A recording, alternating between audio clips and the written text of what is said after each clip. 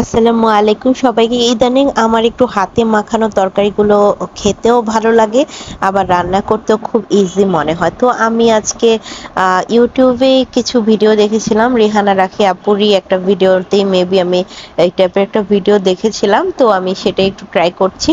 তো আলুগুলোকে চামড়া সহই কেটে নিতে হবে, নিয়ে ভালো করে ধুয়ে আমি একটা পাত্রে নিয়ে নিলাম, যে পাত্রে আমি রান্নাটা আজকে করব। নেয়ার পর আমি দুটো তিনটে পেঁয়াজ কুচি, হলুদের গুঁড়ো, মরিচের গুঁড়ো, ধনে গুঁড়ো দিয়ে আদা রসুন পেস্ট দিয়ে হাত দিয়ে ভালো করে আমি মেখে নিব। আমি এখানে লবণ আর সয়াবিন তেলও দিয়ে দিয়েছিলাম, আর দুটো শীতল চাপা শুটকি দিয়েছি।